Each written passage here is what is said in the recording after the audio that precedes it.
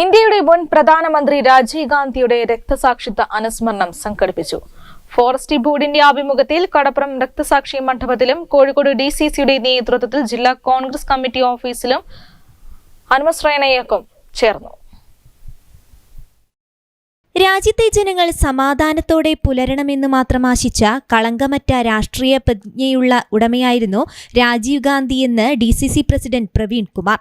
മുൻ പ്രധാനമന്ത്രി രാജീവ് ഗാന്ധിയുടെ 33ാം ചരമവാർഷിക ദിനം ഉദ്ഘാടനം ചെയ്ത് സംസാരിക്കുകയായിരുന്നു അദ്ദേഹം. നേതാക്കളും പ്രവർത്തകരും ചേർന്ന് കടപ്പുറം രക്തസാക്ഷി മണ്ഡപത്തിൽ പുഷ്പങ്ങൾ അർപ്പിച്ചു. 33 വർഷം മുമ്പൊരു മെയ് 21-നാണ് ഇന്ത്യക്ക് കർമ്മനിരതനായ ജനനേതാവിനെ അകാലത്തിൽ നഷ്ടമായതെന്ന് KPCC general secretary advocate PM Niyas അനുസ്മരിച്ചു. കോഴിക്കോട് DCCയുടെ നേതൃത്വത്തിൽ ജില്ലാ കോൺഗ്രസ് കമ്മിറ്റി ഓഫീസിൽ സംഘടിപ്പിച്ച അനുസ്മരണ യോഗത്തിൽ സംസാരിക്കുകയായിരുന്നു അദ്ദേഹം. ചടങ്ങിൽ KCC Abu, KP Babu, Ramachandran master, M Rajan, CC Manoj Chakkunni, CE Chakkunni, Damodaran K തുടങ്ങിയവർ സംസാരിച്ചു. News bureau, Kozhikode.